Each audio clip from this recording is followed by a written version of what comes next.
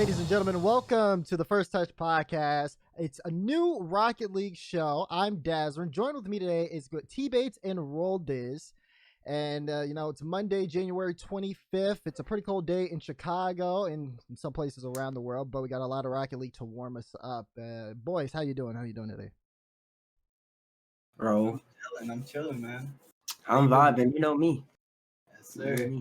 Like this is about the quietest we've seen T-Bates right now, as of right now. But I'm sure as we get into things, we're gonna be a lot more vocal. But I mean, starting off, it's been a crazy weekend. We just had the last winter regional. A lot of stuff going on with that, but one of the things that I want to talk about is we'll start actually right into kind of like the thick of things overall. There were a lot of upsets that ended up happening during these regionals. We saw one. I mean, what happened? 72 PC beat Alpine. Again, if you guys are not familiar with the 72 PC roster, it's Jacob, Seabass, and Spider. And those guys ended up sending Alpine to the lower bracket. That was one of the many that ended up happening that day. So let's kind of start with some of the upsets. I'm gonna start with you, Roll, here first. What did you think of at least like the second day of how things went in the regional? I think it's like every other, regional big tourney, any team could take it. You know what I'm saying? So, and that's kind of what I think every time I go into a tourney and I look at the bracket. I'm trying to see what teams even out against each other and what teams have the potential of kind of, taking it against a team that, might come into the game a little lightheaded and underestimating who their opponent is and things like that. So, T-Bates, what do you think? See, me personally, when you bring up 72 PC versus Alpine, see, a lot of people would consider that to be an upset, but I'm just not seeing it. And here's why: because the 72 PC had a Spider, and we all know what happened with Continuum. I believe Spider's former team. For some reason, somehow Bob got onto the roster. Spider got replaced. Spider was the best player on that team. Then 72 PC. They see Spider in the free agency. They say, "Yo, we need you. Add them up." And then they're just as good as Alpine. Alpine's kind of shaky. The only really team that they could beat for the most part is SSG. Redos can tell you that they beat them all the time. But other than that, I don't really consider that an upset. And in terms of what Raul said about the anybody can win nonsense, that's that. Just stop the cap right there, because you know for a fact that not anybody can win a regional. They only got like 5 teams that can win a regional, and I'm letting you know right now, any team that pulls off an upset ain't winning no regional, because another one of 5 teams go get the W, and we know that for sure. We weren't talking about any team winning a regional. We were talking about teams winning on day one against certain teams.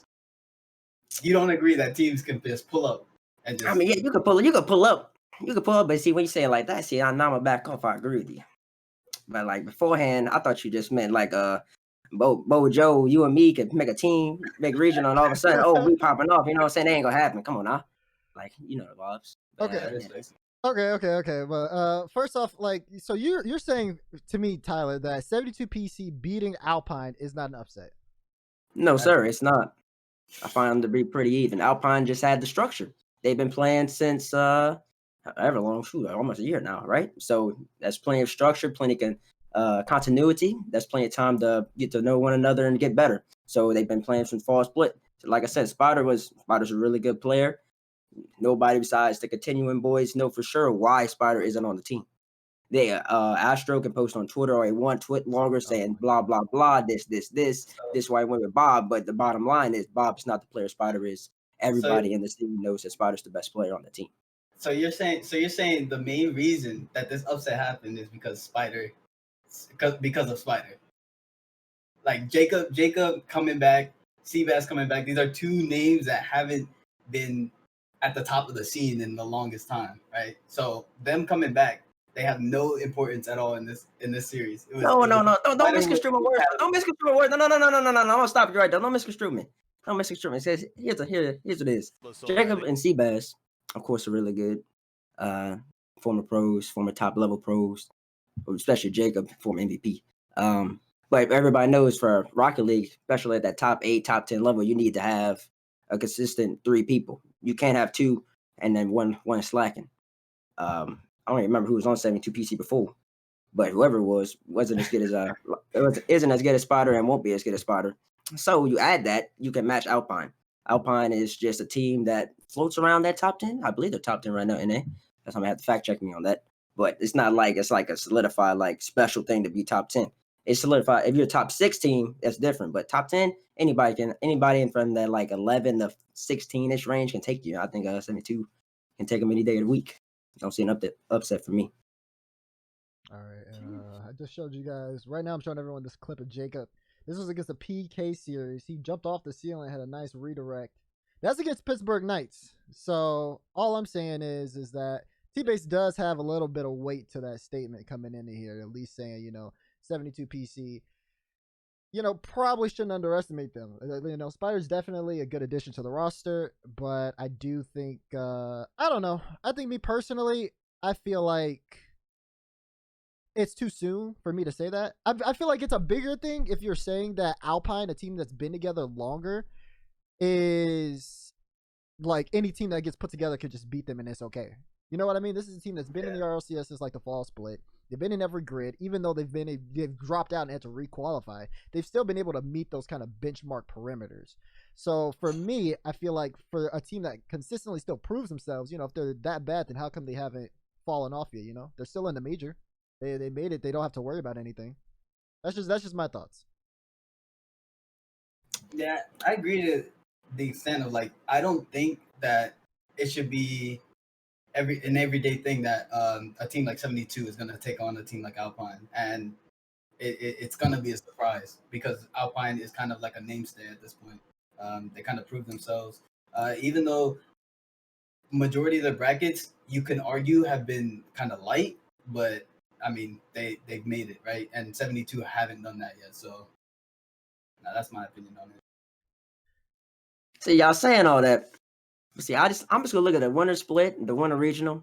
Mm-hmm. Y'all said Alpine mainstay. I'm just not seeing it. Okay, so listen, Alpine Regional 1, they get the bye. They play local first round 3-0. Okay, that's all sweet and dandy. But then they lose 3-1 to Ghost Gaming. Does anybody do we have to pull up the 9-2 game that Peeps just put on Ghost?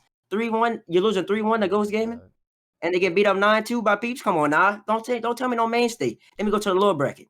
Then they playing PK. PK a solid team. But see, in my opinion, PK in that top eight range, they can push for that top 6 maybe one day, maybe probably soon, maybe. Alpine not there. PK won 3-1. Go to Regional 2, Alpine once again beats Space Station, only people they can ever beat, and they drop down to loser bracket right after they get slapped by G2. And in Regional 3, they're losing the 72 PC first round. So y'all can say they mainstays, they've been in the scene for a year, blah blah blah blah blah. None of that matters when it comes game time. They don't perform. So I don't see it as an upset. Just that simple.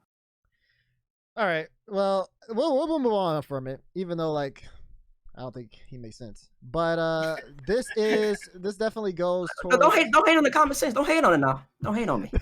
This goes to another question then. Since you bring up the fact that you don't think Alpine are mainstays, let's talk about Alpine as a roster, right? At least recently. Recently, T-Bates has a really good argument. They haven't been doing well. They got almost first rounded. They had a nice sweep against Seoul, but then they went on and got swept by Jamal Jabari, and then that opens up again another type of conversation for me between Alpine and Jamal Jabari.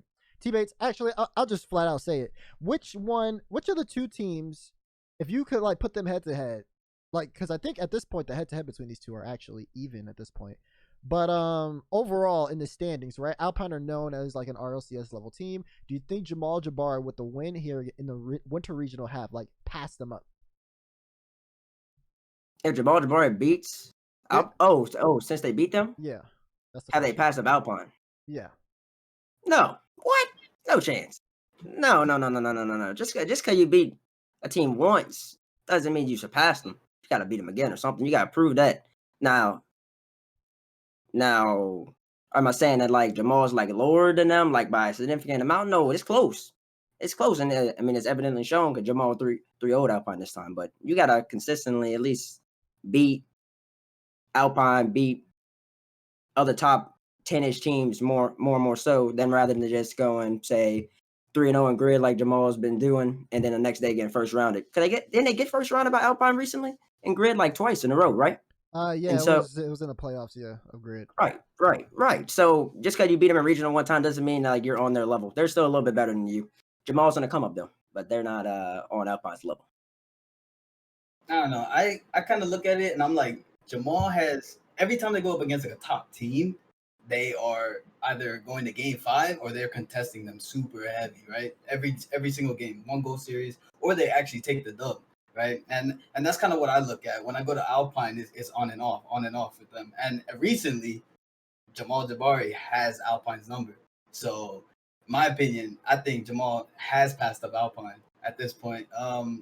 Players, it could be a whole team chemistry kind of situation on what's happening with the players and things like that. So we don't really know what's going on the inside. But as a recent results, Jamal's definitely passed up Alpine. Wow. The Vibrant, what you got to say about that? I think that looking at things overall, I feel like it's been a close matchup, but I feel like Alpine, like if we looked at Alpine a year ago, back when they were like Affinity, they were really good and they were on it. And like they were actually like beating some of these RLCS teams and like making the They were series. fresh. Yeah, they were. They were really fresh. You, And I think that like, they've been together for a long time and I actually kind of commend them on sticking to each other for so long, especially with like how fragile we have seen team rosters nowadays. But I think that looking at those two in terms of like a head-to-head matchup, recently it just seems like if we're taking in the past grid and the past winter regional, it just seems like Jamal Jabari over the course of this break have improved, and it seems like Alpine are stagnant. And I mean, we could talk about it. Actually, we are right now. I'm gonna play the Jordan touch that we saw in the grid from. Oh, not the Jordan touch. Yeah. oh no. From Alpine. Not the NRG escaping another L. Yeah. Not an NRG special. We're gonna take a look at that one again. I mean, that like it's things like this where you have something that's like an open look in the grid. You think that okay, we should be able like that like that's something you gotta hit. You have to That square. hurts. That's a T-base miss right there. So for me, it's like Jamal Jabari. They're not missing that. Like no one on Jamal Jabari is missing that touch. You know what I mean? You think so? I mean, See, that's just so subjective. yeah, I don't know if they're gonna hit it. They don't hit it. I guess. Like they can miss it. It's just that really that touch right there. Him missing that goes to your point of them being stagnant and not improving. There's like floating right now. If they want to reach that next level, you got to have that ice. You can't be missing open nets. You miss open nets, you'll be sitting where I am right now talking about the game rather than playing the game. You want to be improving. You want to be focusing on just the nuances of the game, the little instincts you got to. Oh, he whipped. I got my time. Like that's gotta be a 1-2 process in the head. Put it home. I walk away the dub. I'm moving on next round. I'm playing. I think Energy lost to Space Station in that week at the grid. So and like stuff like that is a little. You could tell like missing that touch, the way he turns, the way he boosts, is a panic key. He's coming in too hot for no reason. You could maybe even the comms either went silent because everybody was shocked the net was open, or people were screaming, "It's open! It's open! It's open!" And you don't need all that. It's got to be composed. It's open, Jay. Put it home, Jordan. Be moving on. Hey, I think that's just inexperience from the players, right? At this point, I think that's an experience from the players. I think they got experience. They've been there for a year. It just comes down to like I said, the nuances, the instincts, the intangibles, and having the ice. If they at this point a year later, they got the skill to compete with anybody. They can compete with anybody. As evidently shown by I think they're like 3-1 against SSG or something. SSG just straight up can't beat them. And so like if you have that, you could beat a top 4 team in A on a regular. You should be able to compete with them, any of them, and you should be able to beat them too. Not just compete, but beat them, and they don't. So that's something's lacking for them. I mean, I don't know, man. I just think that with these new players coming up, that they're in these big pressure situations, high pressure moments. They're gonna choke. Like it's gonna happen. Like it happens, right? And again, right, the superstars of the league, right, the stars of the leagues, they don't choke, and that's why you hear about them so often.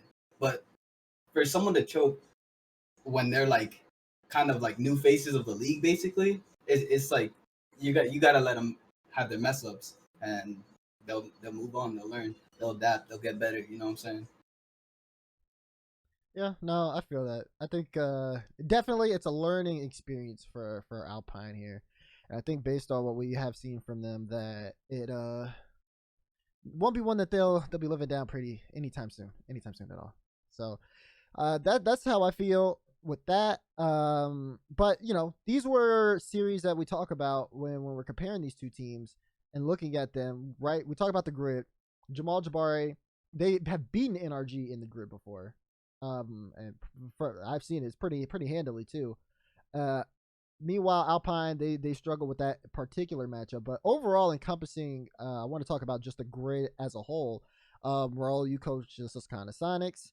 Based on your thing, and we'll go to T-Bates afterwards. Based on your experience, your position, how much does the grid matter to teams? The grid is more of like a practice area. There's some pressure towards it. Obviously, it's gotten a lot better this split because there's a lot more value to that wild card spot. Um, a team gets a free trip to the major, right, from that wild card spot, and that's important. But for the majority of it, it's really just practice for players, being in a high pressure situation. Is that the coaches? Is that like your like insight coach perspective? Is that your coach? You have your coach hat on. And you're saying that, or like are you just saying that as like an outside person looking into it? That's like the coach's perspective. It is a practice stage for players. It And is that's a how the practice. players see it too.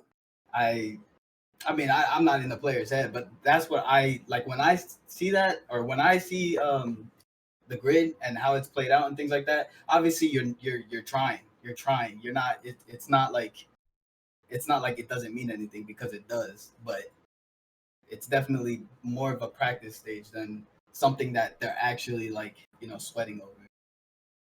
Like there's not big money on the line in the grid.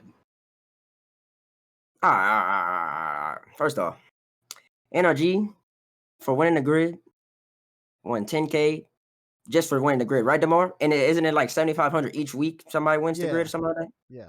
So we got big money. Second off, as a competitor, when you put yourself out on that field, you better be going all in, all out. Because if you don't, somebody gonna take your bread from you. And it's all about making a dough, putting your brand out, and improving your status. Also, if you go out there halfway doing it, practicing, oh, we just go. If we lose to them, it don't matter. Then you ain't never gonna get any better, and then you most definitely won't ever, ever, ever beat anybody in the regional when it matters most. And that's when it matters the most. We all know that. That's where the most money, where most of the bread is. So going into it, if I was a player, the grid should matter every bit as much because not only is it extra games, extra practice, extra reps, it's more money.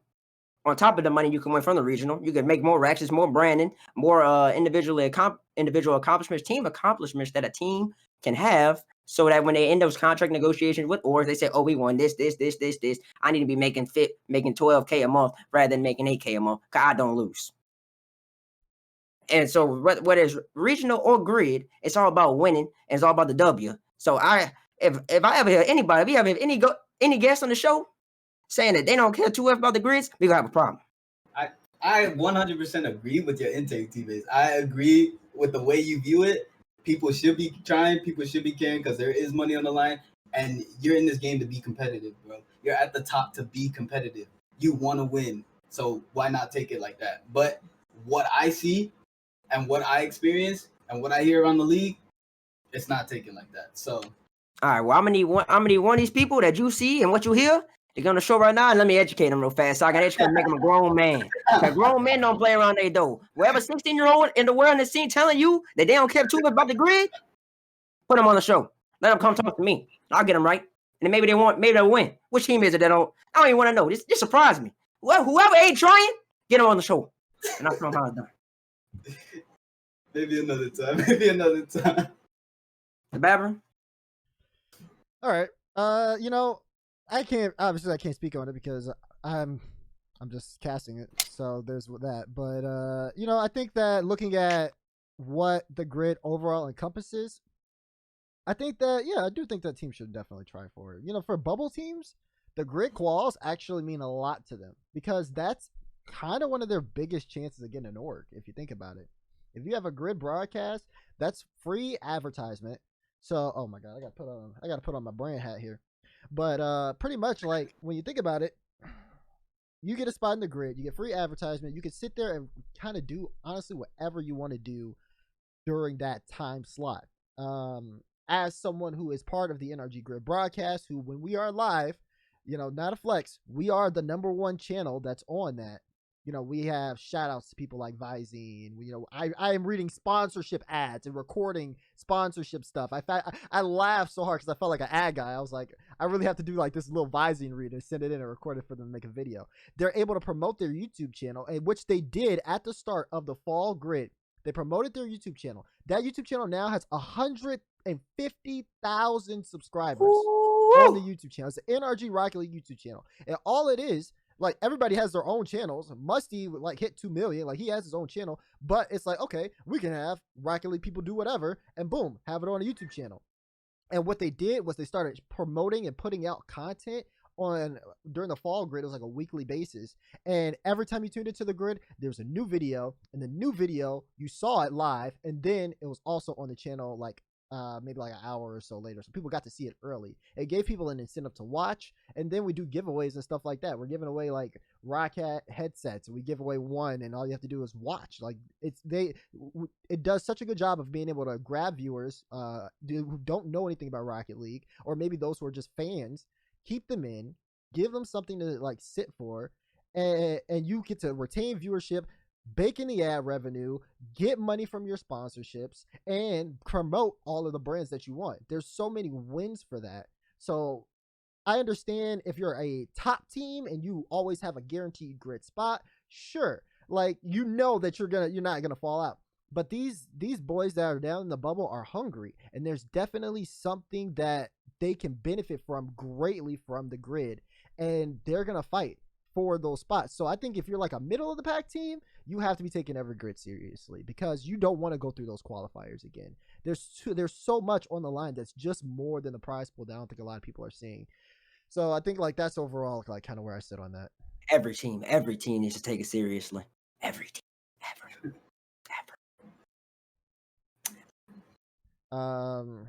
Let's see. Guys, also, for those who are just listening, this is being live streamed on Twitch right now. I do see the chat. You guys aren't safe. We will have a little bit of questions at the end of the show, and make sure you guys tune in on the stream so that you guys can be there, because there's a lot of people in the chat right now. Not really that many, but we're gonna move on. So speaking of orgs, and speaking of things of like why the grid is so important, we're gonna move on to the peeps. Looking at the peeps overall and seeing like the team that they are, let's talk about it. So Aleutian, AJ, Gyro. Where do you feel the peeps stand overall in the league, teammates? Oh, like top 6 in A, probably. I think they have the potential. Guaranteed top 8 team in NA at least, but I think they at minimum should be probably about top 6 team skill wise. They have all the tools. You have arguably the most polished, skilled, I don't know what to call it, mechanical player in AJ. He can play any car and bust out a reset double touch whenever he feels like it. That's unguardable. You have Gyro, one of the best third men. If he wants to be third man, if he wants to play up, he can do that too. And Lucian's just that solid role player that fills in whatever he needed. So I mean, they're a legit top 6 team. There's not much else to say about it, from my viewpoint. Yeah, I kind of agree on that situation. Everything T-Bay said is correct. AJ is polished mechanically. Aleutian is that fill-in player on whatever he needs to do. And Gyro is that third man who can be that rock in the backfield or in the back lines and come up when he needs to make a play. And even if he needs to clutch up, then he comes up and he does clutch up. Gyro is they're kind of stone cold killer in high pressure situations. So yeah, I think they're like a top 8 team as well. They're guaranteed 100% top 8. It's depending on how they play and whatever they're playing in. Yeah, and looking at how the peeps have been overall, I think that these guys definitely show that they, are, again, like, if you think about top teams in North America, you think about the peeps. Like, they come into my mind at least all the time. I think of just the there's so many different brands now. There's Don't Sleep on the Peeps, and then there's hashtag Pick Up the Peeps. Hashtag Pick Up the Peeps, by the way. And looking at their Pick 'em status up. though in the Winter Regional, you know, they've also been kind of victim to what we will call kind of like upset city, where you know, Roldis' team, that's kind of Sonics, ended up 3-1ing them in winners round 2. They drop to the lower rounds and they play against Nefarious. And I kind of want to get a little bit of a prediction here as to what you guys think. I think Peeps are already clinched for the major, but how far do you think these guys are going to make it overall? Their next matchup is going to be the loser of Envy versus V1. And then after that, they'll have to play, if they win that matchup, they'll have to play the winner of Xset versus the loser of G2 Rogue. So hypothetically speaking, maybe probably like Rogue. Depending. I mean, I don't really know about that G2 Rogue matchup. We're not gonna guess, but either or in that. So, do you guys see them making like a late run, getting a lower losers quarterfinals? I mean, this team, like I think last week or 2 weeks ago, ended up winning a grid. So we know the potential, but it does come down to how they perform under the pressure. T-Bates, what do you think? I think that they'll beat Nefarious probably about 3-1. Shouldn't be too difficult for them. Already beating the Fairies, brother. Oh, Yeah, they swept them. well, they'll beat V1. Ooh. They play the loser of NB version 1. Yeah. Yeah. If NB loses, I don't see them beating NB. But if V1 loses, then it's a battle like those two teams are kind of sitting out in that like 8 to 10 range. I can see Peeps winning that, and then after that, that's about. They can't. I don't see them going much further than losing the loser of the winner semifinal match 2. Could that be probably SSG or NRG, and the Peeps. I don't know if they're ready for that consistent play at that level. I know SSG, NRG, they'll be hungry, especially if one of them loses the other. They are going to want that rematch up top. So, and the Peeps got to fight a dog right there, and it'll be tough. So I can't guarantee them making it too far, but a dub in the round they're currently in is very possible. Yeah, I think V1, the way they're looking right now, sheesh, a tough team right now. Seoul almost beat them in the game 5. They lost 3-2, but Seoul was looking nice. They won. So I got it being a tough matchup. I think 3-2 in favor of V1. Losers round 3 on the Peeps. And if the Peeps do win, I don't think they beat Rogue or G2. The loser of Rogue or G2. So I don't see them making it past losers round 4 this week. Sheesh. Pick them up, but they won't make it far. They just got tough matchups this week. It's just tough matchups. Yeah. You're facing that top 6, baby. Yeah, definitely so. And you know, for the Peeps, they'll be tested once again, but there's potential for them to win. They've been able to pull off some of these runs before, and that brews to the next question. Is, you know, we're going to talk about them and pretty much like what you guys think. I'll have you guys start, and I'll finish with my kind of perspective on this. Based on what you guys know, why do you guys think no one's been able to sign the Peeps yet? Like, what's been the holdup, so to speak? Shoot, I ain't never been a part of an org like that, so I don't even know what goes behind the scenes with that. I don't know whether they want 8K and people offer them 5K. I don't know whether they want them to stream. But I mean, AJ streams, so that can't be an issue. Shoot, I ain't got no clue. That's wrong. They gotta be picky or something, because AJ got a brand, right? AJ averaging what, over 500 now? And then he got 10,000 subs on YouTube now too. Bro, he got everything they need, bro, to get an org. They gotta be picky, bro. They gotta be asking for like some crazy number. Must want like a tier 1 or something like that.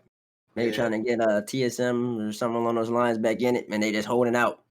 But that goes back to the grids. If they want all the grids, something like that, that's the extra cachet you can have in the contract negotiations. So yeah, grids important.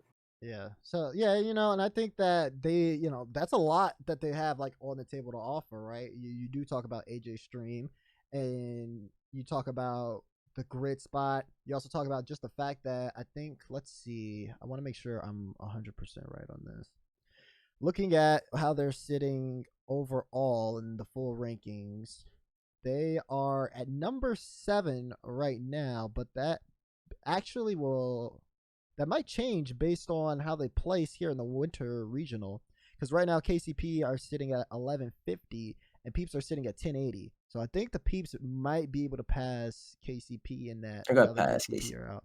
So then they'll end up battling again for the spot once these guys all play in the major. So I mean, this is a team that can go to Worlds at the end of the day. There's so much that's offered here, and I think that the breakdown has to be somewhere within like the negotiation part where people are talking about the contracts and stuff like that, because I think that Peeps understand too. It's a level of value because Peeps have to know what they have on the table. They have to understand that, okay, we can play up to a top 5 team. We should be making top 5 team money. So that's probably what they're requesting, and that's probably what's the org probably reached out to the Peeps like, oh yeah, sure, the Peeps, but they probably had no idea what they were getting into.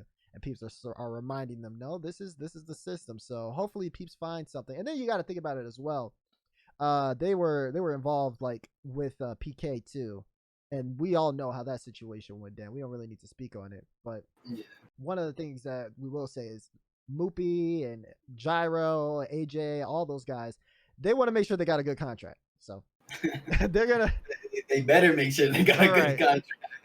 They're gonna make sure that's all correct. Now, yeah, I mean that's really all I got for the Peeps right now. But we're gonna move into the top 5 teams. Yeah, we're gonna talk about that right now because we're gonna start talking about some of the top teams in NA in a bit here. So I think this is something that Tyler wanted to do.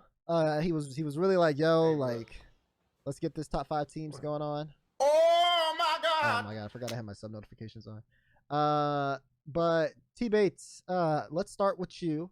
Who are your top 5 teams in North America as of right now? Ooh, my list is concise. It's to the point, and there are no flaws in my list at all. What I say is what they are, and nobody can debate me about any of this. So let me tell you them. Number 5, we got Rogue. We got Rogue because the first killer, the fastest player in NA. He the speed demon. He dominates the game. Some would say that they made some type of new addition or something like that. They might even be top 1. I mean, they added the Rock holding it down in the back. You got first up front. You got Turntero touching it, double touching, triple touching, doing everything he does.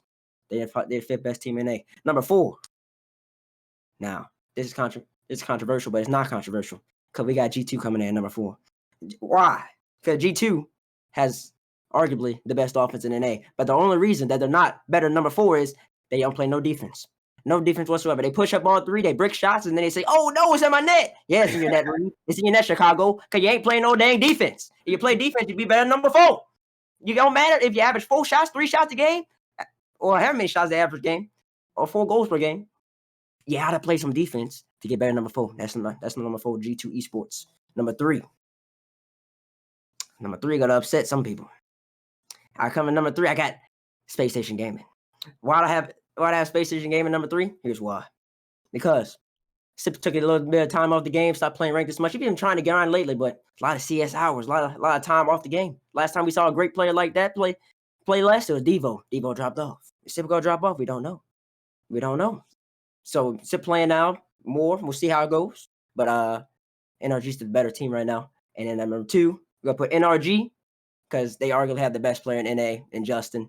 He mechanically outplays everybody. He's fast, he's quick. You got Garrett Gordon, probably the best NA player of all time, arguably the best player of all time. He don't even need all 4 rings. He got his 1, and he's been the most consistent. He has solid strike. He shoot top left. He shoot top right. And then you got that boy Squishy Mariano, the dude that got so many of us into Rocket League, Flipper setting, Squishy montages.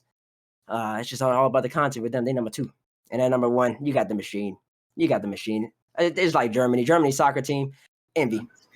It's undisputed. Envy has the best midfield offense in the world. You watch him play. Atomic sauces the ball middle to mist, and every single time is a top right, a top left. You got Turbo, arguably the greatest of all time, probably the greatest of all time. Most people's eyes coming in, probably the most solid role-ish player, contributor that the game will ever see. Fills in where he's needed. And Atomic just dominates every single facet of the game. So that's my number 1. So wait, so just a recap so that everybody know. Rogue number 5, G2 number 4, SSG number 3, NRG2, NV1. Rogue. It's funny because we got all the same teams in the top 5, just mine a little different places. You know what I'm saying? I got a little tweaks here. Number 5, we got G2. They've been super inconsistent as of lately, so I gotta see a little bit more of an improvement. Obviously, you touched up on the offense that they are probably one of the best offenses in the league. Got to touch up on that defense, right? Everything's a counterattack to them.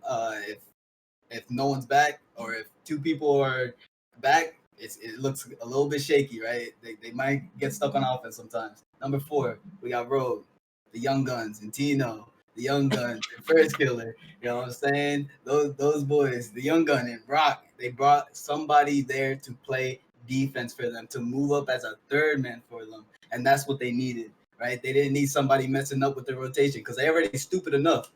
Let them boys work. Let them boys work on offense, right? So number 3, we got NRG. All right. So the only reason I put NRG low, and I was about to put him 4th, was because I beat him. What's up, T-Bates? I beat him. Okay. How many times did they win the grid? How many times did they win the grid? How many times did they win the grid? I'm retired. Okay. I gotta see them win this one. All right. Number 2, we got Space Station. All right. Space Station. Out of the course of this whole split, they have been one of the most consistent teams in the regionals. One of the most consistent teams. Recently, they have fallen off, right? They have fallen off. These players aren't grinding. But if they get back into it, I can see them still being a top 3 team, still being that number 2 spot. Envy, undisputed. We already talked about it. Nick, MVP caliber player. Atomic, MVP caliber player.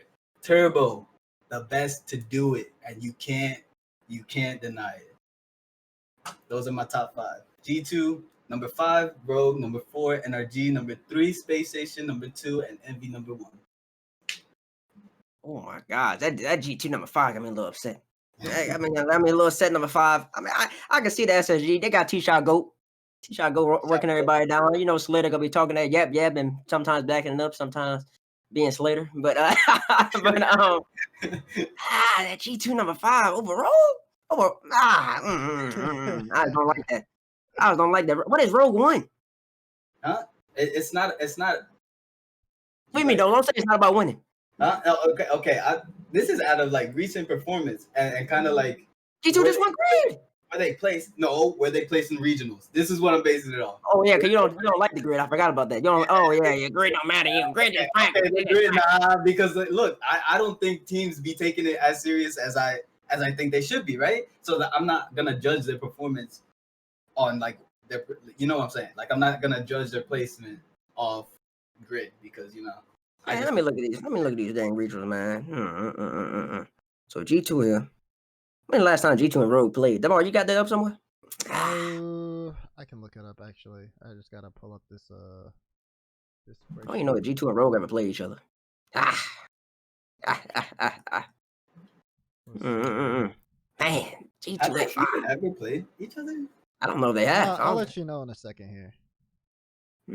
Oh wait, regional. Wait, you know who they play? You know who plays this week? Who they play? They play each other? G2 Rogue on Saturday. Yeah, they play each other on Saturday. That's the run back. Yeah. All right. Run. Oh my God. Okay, so I pulled up the stats. I got the stats. Pull it up, Demar. Give me the numbers. Okay, so in the last, they played in the Winter Regional 1. It was a best of 7 between Rogue and G2. Who won? Who you think won? Oh snap. In a best of 7. T-Base, you already put them over. Before the break. You might as well say G2. Before the break? Yeah. You might as well say. I mean, shoot. I mean, I would assume G2, but Rogue won 4-1 in that series. What's up, T-Base? What's up? Well, okay. They won one series. That's just one series. But after this is one series. And this goes to T-Bate's point. Besides that, Rogue have lost the last. Let's hear it. 7 series against G2. Back it up, Roll. Put your head down. Put that head down and just relax. They lost the last 7. The last 7. Not 1, not 2, not 4, not 6. 7. Dating back to Grid 2 playoffs. We're talking about fall Grid 2 playoffs. The win in Winter Regional 1 was the first time this season that they beat them. Last time they beat them was in Beyond the Summit Summer Shuffle. Like, that was before the season even started. And you want to talk about something that people don't take serious, Beyond the Summit, that's more of a casual, laid-back thing. Damn. One time. All One right, time. We'll see. We'll see this Saturday. We'll see. All right. We'll see. We'll see when you see Jacob Naaman hitting that big top of left, and you just know that G2 just better than I like Rogue a lot. They almost there, Tino. Almost there first, but a little bit more. And G2, like I said, G2 arguably be number one, but they refuse to play defense. Hey, first killer, Tino, Rock, you guys hear this? I need you to come clutch. Okay. Come correct. Good point's been made. Think about it this way. Winter Regional was when they had Rock on the team.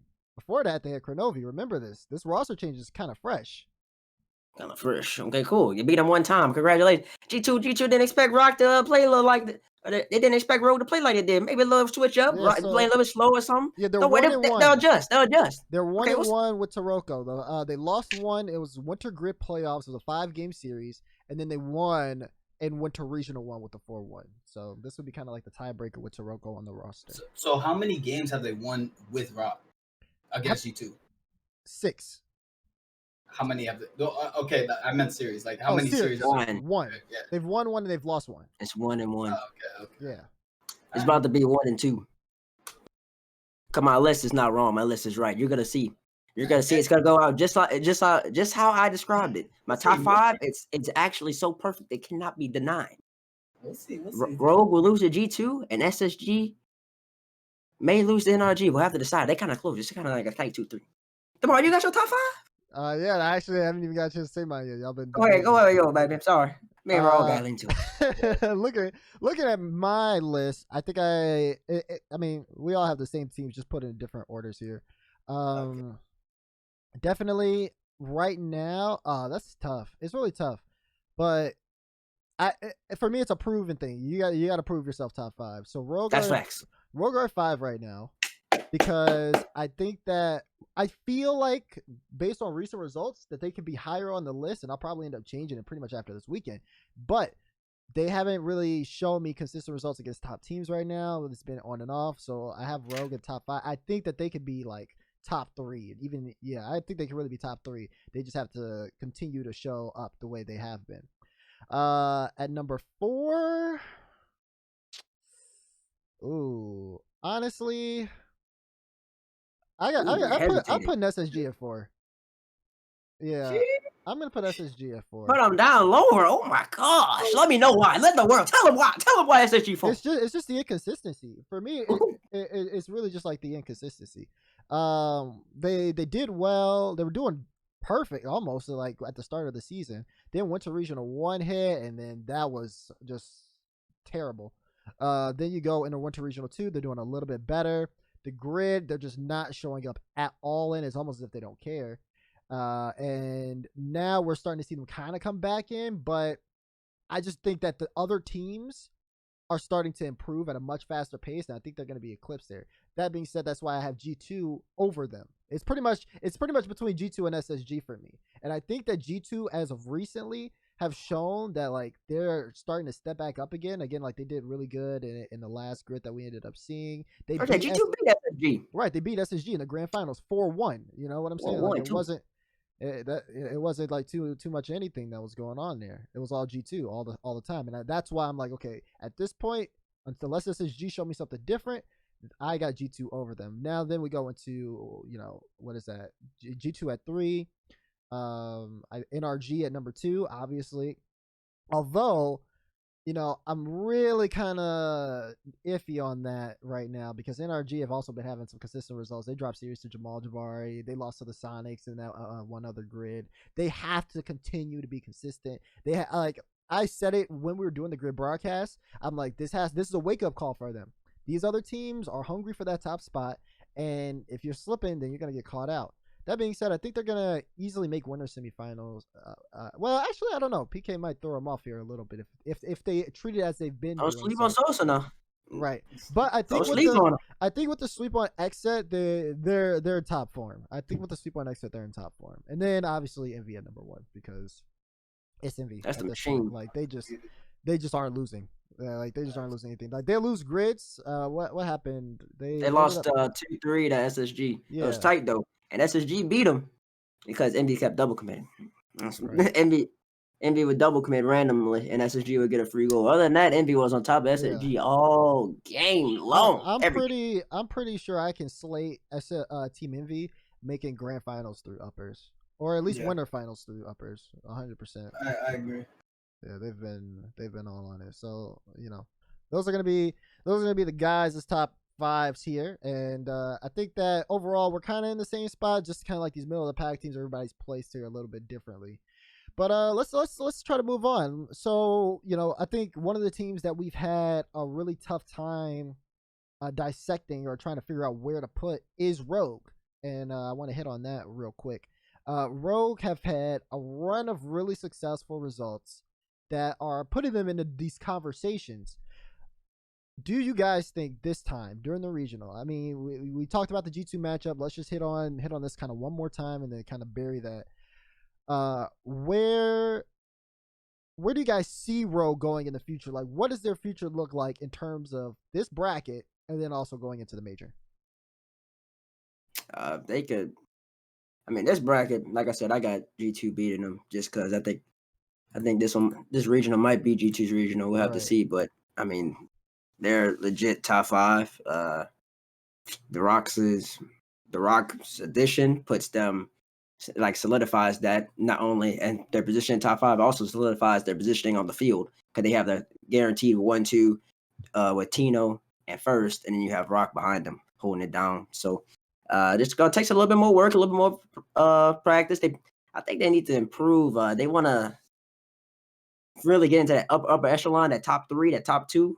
It's gonna have to work on the consistency in offense. They're gonna have to study up Envy's game, see how Envy controls the flow, how they control the boost, how they pass between one another and get clean shots. A lot of Rogue's goals per se are fast. They're quick hitters. It's not like consistent like offensive. We're gonna keep squeezing you slowly, keep taking your boost, and then we're gonna finish it. If they've added that to the game, then that'd be legit top 3. I mean, they could do that by Worlds. I believe they'll be at Worlds, but it's just gonna take that preparation, that time in, and that commitment. But they're legit. There's no doubt about it. I think the only thing that's really holding Rogue back is kind of their chemistry with each other. Kind of implementing a couple more gameplay, game styles how they play the game against certain other top teams in the league. And we don't know what I think Gabe is still coaching them, so we don't know what Gabe goes over and things like that. But I hope he's working on game plans and structures to contest these top teams that they go even with, like G2. They're 1-1 with. Something to point out, in winners round 2, G2 went to game 5 with E United. So I don't know. That could be something spicy, Rogue. I'm just saying. I don't know if Rogue goes to the game 5 with E United. T-base. According to some unanimous sources, so that wasn't G2's best series per se. They were having an off day and they still won. They're having an off day and they're beating a EU team that's got one of Mike double touching and Tristan going for slippery set doubles, and they're still beating them. Then I think it bodes well for G2. Just had to let you know that. Unanimous sources. I'm not gonna name my sources. He's a really good source though. Okay, we'll see Saturday. But I got Rogue taking that series. Rogue seeing MD in the winter semis. Okay, so I think for me, like looking at, yeah, that Rogue G2 one, that's definitely a big one. I think Rogue could take it, but I think G2 has the advantage going into the matchup, or like is the favorable team going into the matchup. But it's definitely a toss up. The question is, if Rogue lose, I'm sorry, do they win the matchup against the Peeps? Wait a second, no, they don't play the Peeps. They play Exit. Oh yeah, they win that. God dang, it's gonna disregard poor Exit. Oh yeah, they win that. Yeah, they win that. I mean, they do win that. They do. I think they win that. I mean, okay. Like Kepner just 3-0 KCP. He did. Kepner and them boys. Don't sleep on the captain now. KCP lost the solo. KCP kind of struggling, but that's in this topic for another day or another time, or maybe it's later on today. I don't know what the docket is. Continue. Yeah, I mean, like we could talk about it. Like NRG like got them really bad. Like game 1 was a 1-goal game, and then afterwards it was 5-2 and then 7-1. So I think if Rogue are trying to compete with a team like G2 and NRG, and then especially are these matches being played in the same day? They're being played in the same day. So if Rogue are coming off a loss to G2 and then have to play like Alpha Cap, who's probably warming up. I don't even know what team would actually warm up with Exit. I'm not like. Oh, Cap will be warming up. You already know Alpha Cap will be warming up. Yeah, in yeah, some yeah. form or Of fashion. course, of course they're gonna be warming up. But I'm just saying, like, G2 versus Rogue, drop down the lower bracket. They play Exet. They got a G2 warm up. That's pretty much what I'm saying. Now, could Exet win that? Yeah, but they got to play way better than they played against NRG. They got to go back to the Oh, case facts. because, like, I mean, based on what we talked about from Exet, this team has been very, like, I don't know, just inconsistent. Just straight up playing inconsistent. Yeah, they're consistent. When I said that, I don't expect Exit to win either. But I mean, it's always a chance. I don't think Sure. many. I don't expect many teams to beat anybody in the top 5 of NA like at all. But I mean, there's always a chance, So whether it's a 1% chance or not. So what do you think about KCP's run there? Like being swept by Exet. Kansas City Pioneers is a team that we all thought, back in the fall split, okay, these guys want to be in the top conversations. You know what I'm saying? They were trying very hard to get in the top 5. Rapid and Memory and everybody was on Twitter. Like anybody said something bad about KCP, they the first ones on the tweet like, oh, what? You really saying that about us? Woo, woo, woo. But then this split starts and we come back from break, and they're pretty much nowhere to be found. And now they're out of the bracket. Gibbs posted a video today about where they stand in terms of the majors. Worst case scenario, worst case scenario, they'll have to play a tiebreaker if like Loco and Jamal Jabari or 2 other teams. I think like Exet, Exet, Jamal, and Loco. Like if 2 of those teams do well, them and I think Ghost have to play in a tiebreaker match. Or if let's say Sonics just lose everything, they would also be in that tiebreaker match because then they're all tied at 300 points. That's the number. The number to beat is 300 there. So I mean, like, what's going on? What's going on, T-Base, with KCP? Can I go first? I'm Yeah. looking. Yeah. Well, you go first. KCP, they just got to figure out a way to let beast mode be beast mode. I feel like he's in a cage right now, right?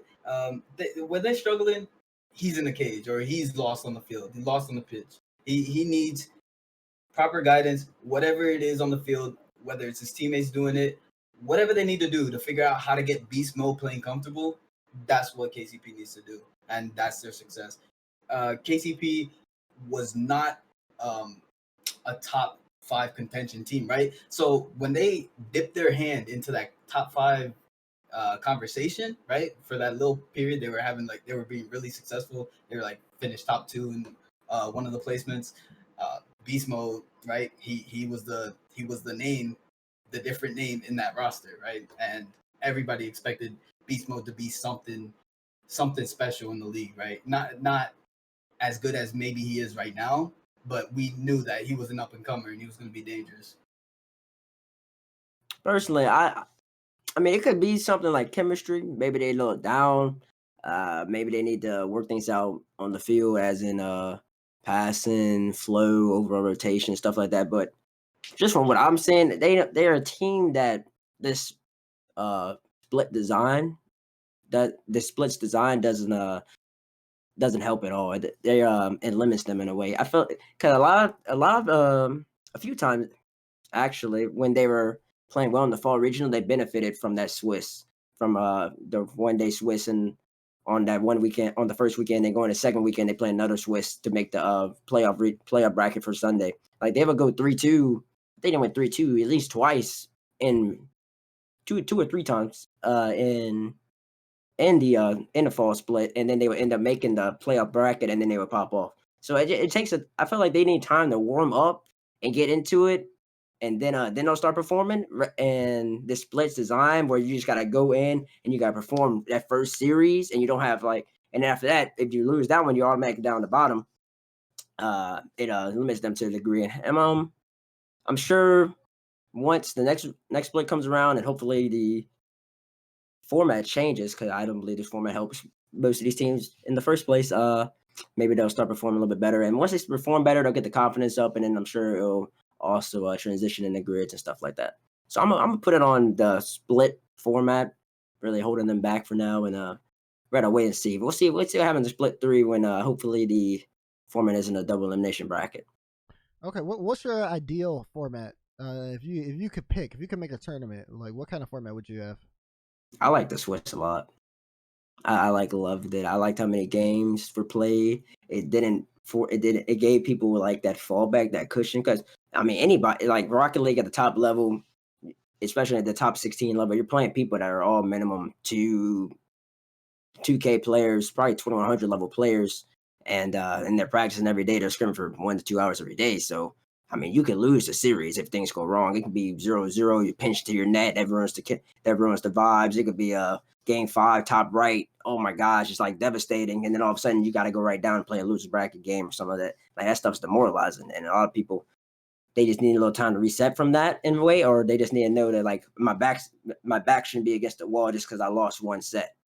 And so the Swiss gave a lot of people those opportunities. You could go 3-2 and you can make the next weekend. You go 3-2 and you can make the next day for the playoff. And that really shows who's the most consistent team, who's thoroughly winning. Like BDS is doing the EU, they're going 3-0 everything. 3-0, 3-0, 3-0. That just shows like they're the best.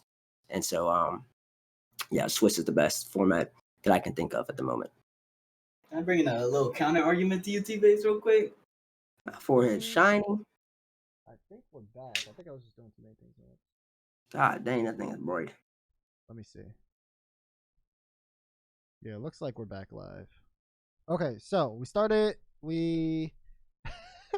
Rolls counter argument was so good. TV says okay, I think we're back. All right.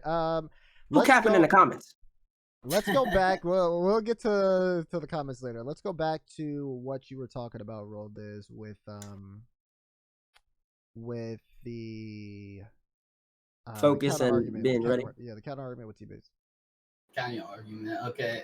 T-Base talking about the Swiss being the best format because it doesn't put people on their back, like against the wall. It doesn't put your back against the wall.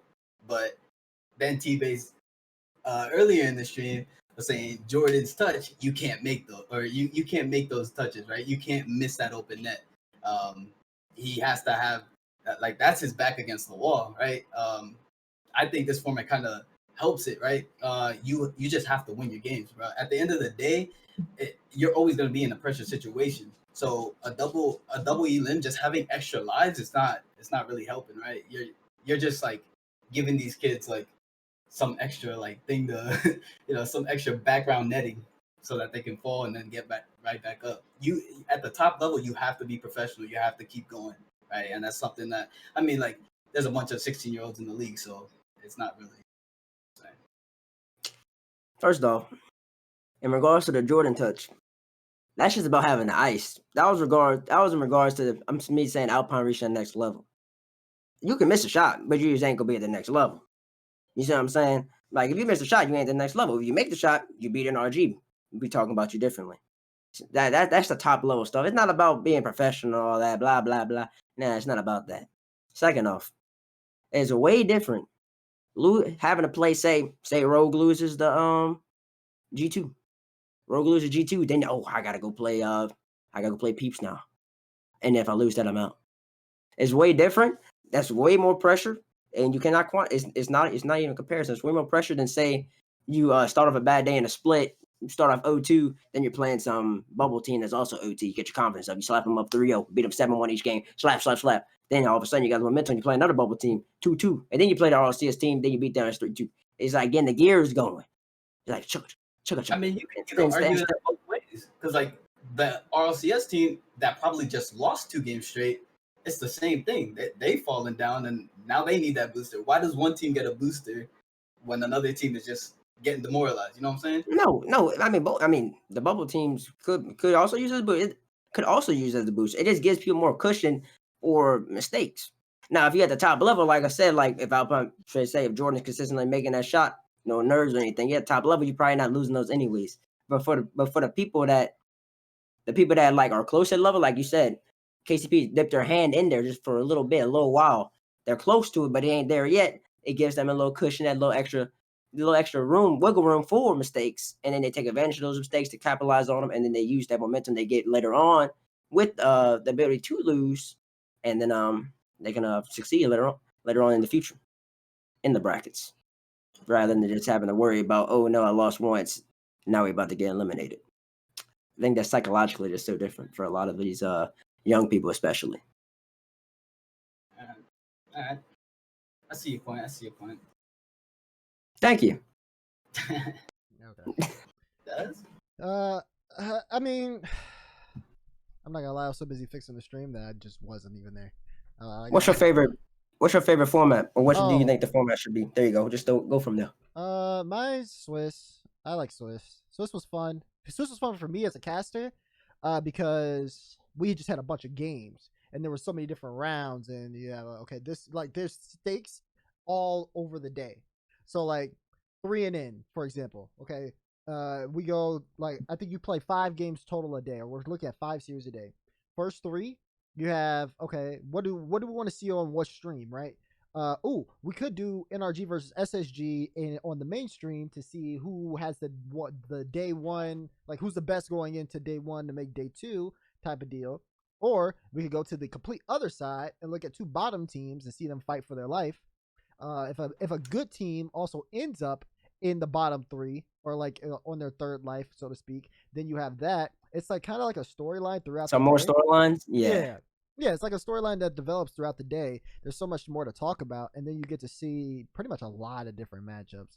So I think that's what I enjoyed. It was like kind of feeding that into like another group, and then having that also go, into the playoff bracket. But I don't know. Looking at the overall ecosystem of Rocket League, I feel like we haven't really tried that many formats. Maybe I'm wrong. But I think that like there's definitely some more that probably could be experimented with. So I mean, I love league play. I just hated how league play was done, but I love like actually having like the proper RLCS league.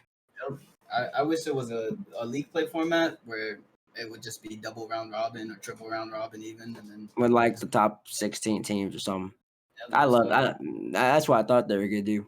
This is inclusive, but I just feel like a proper league play just allows for these storylines, because some of the storylines are like kind of like watered down a little bit, and that use BDS and Vitality, for example, arguably 2 best teams in EU. They played I think 14 times already.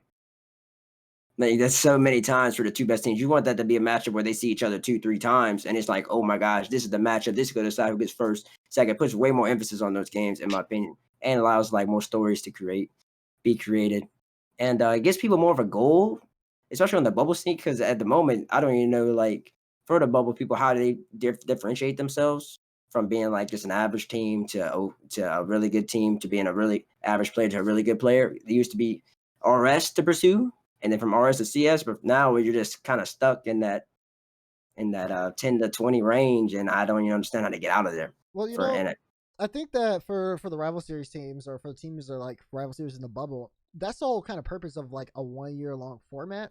Like they're trying to put more emphasis on teams like obviously sticking together, and I think that looking at that, at least from what we've been able to see based on like the numbers, you have those teams that have done their best to try to like stick together. Continuum, for an example, that they're sitting at 170 points right now. They're over Charlotte Phoenix, rival series team. I mean, we won't even talk about that. Oh my goodness, actually, we might need to talk about that. I'm looking at right now at the full rankings, because I was talking about my points, or the points in general and why they matter. You have teams like Down to Earth. You have teams like Continuum. You have teams like Loco and Jamal Jabari. All teams who have been playing over the course of the year. They've been playing since the first split, and they've stuck together. They may have made 1 or 2 changes to the roster. We talk about the Spider one, etc., etc. But they're all doing better than Charlotte Phoenix right now. A team that was in the rival series, that was supposed to make it, and yeah, they're sitting at 20th in the overall North America rankings with just 130 points. They missed, let's see, what have they missed out on? For all regional 3, The fall major and went to regional 1. Right. Meanwhile, Jamal Jabari made it. Loco ended up making it, and they ended up getting points for those. And then Down to Earth have just been making everyone to regional, so they're sitting at 17. Like what is going on? I mean, I got something to say about that, but if Raul want to speak, Go ahead, go ahead. but it's the and I get the inclusivity part that Sonics is trying to do, to trying to incorporate, but there's just nothing about as it's currently constructed that's gonna help any of these bubble teams differentiate themselves, in my opinion. Unless like you have to legit be a top 16 to really be talked about differently. For example, let's take Jamal, who's been playing really well as of late. If they are in RS, for example, and then they made it out of the promo tournament to CS, you're talking about Jamal completely differently. Oh, they're a CS team. They're a legit top team, 10 team NA. They're in CS. They can do this. Now they're just in at 15 in points, and we're talking about, hey, they can compete with teams, but you're never gonna like that doesn't help any of those players like Prestige and Cachet per se, just because they can compete a team and beat them one time. Once you're in CS, or at least how it used to be, once you're in CS, you got more offers, you got more orgs looked at you differently. They thought you were the best of the best and stuff like that. And as it's currently constructed, it's just like none of these teams that are in that bubble, in that 11 to 20, even lower than that, like really get that shine that they necessarily grinding for, not necessarily grinding for, but like they like probably desire in a way. And I feel like with a proper league play, then it'd be different in terms of like prestige, cachet. People know what to grind for. Or 6 mans, for example, would probably be structured a little bit differently, so people could grind for that in a way. And I feel like the league would just be better in general. But that's just me. That's my best format. But I don't know if they'll ever go back to that. Yeah, right now I feel like it's like teams as a whole are trying to make it, and back then, I mean, still to this day, it could just be players that get picked up, and that's like the more likely situation is that a player is going to get picked up to be on the top team. These teams that are in that like 10 to 20 range, they won't consistently improve to catch up to a top 5, top 8 team. Right. It's just not likely to happen because those top 5, 8 teams are grinding as well. So, and then turn like scrims too. Yeah, it's the scrims. Yeah, the scrim comparison. You're scrimming the top 10 to 20 range teams, and you're gonna stay in that top 10 to 20 range. You're not ever gonna. But when teams run RLCS, they scrim the RLCS teams. Like you still get that scrim against G2, right? Like you're not like that's what I'm saying. You'll never get that scrim against G2 now, never. But if you're in the league, like when there's proper league play, you'll get that scrim at least once or twice. They will want to play, but you're never gonna get the scrim now. And Alpine, for example, if they don't come out of RS, do they even get the Alpine org in this current format? Do they do they even get the experience to the point where they can legit be a consistent top 10 team? It's just little nuances like that this format kind of like it kind of caps potentials of players and potentials of overall teams. That's something Sonics is gonna have to address if they want to address. Well, but that's my perspective on it. Well, do you think that like it has like because one, I feel like having a 1 year long like in terms of like how the league looks in general, like as a whole, I think having like a year long format isn't that bad because at this point, right? That's great. Right, it's great. You know, Endpoint just signed a 18-month deal for that team, which is like crazy, but like I think one it signifies a lot of how the orgs at least feel about how things have been in terms of how the league has been going for them. Like Endpoint has a lot of confidence to be able to sign a team for that long, and then also publicly announce it. You know what I mean? Like they could have just said, "Yo, we all re-signed our contract XYZ," but they were like, "No, we're re-signing 18-month blah blah blah blah blah blah blah deal." And I think that was really cool from them to be able to do that. And then it shows like one, the confidence in their squad, but two, their confidence in RL Esports to be able to make that happen. So that's how I feel in terms of how the formats are in the splits that we're seeing. I think that it's just trial and error right now. I think that we didn't know that Swiss was going to be the best like format until the fall split happened.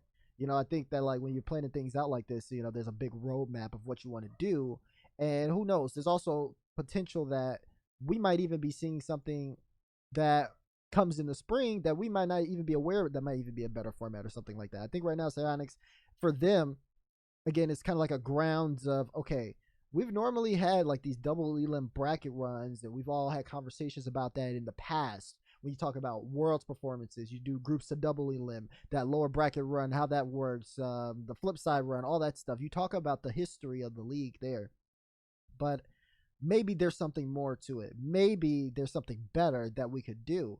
Like, I mean, I remember back when a lot of tournaments used to just be best of three. And like, it'd be best of three and then best of five grand finals. And we came from that and finally implemented like best of fives being a thing. But we all had to like kind of ask for that. You know what I mean? There had to be like a desire for it, that like, okay, this is much better. Who knows? Maybe best of nines may be something that's like brought into the future. Yeah.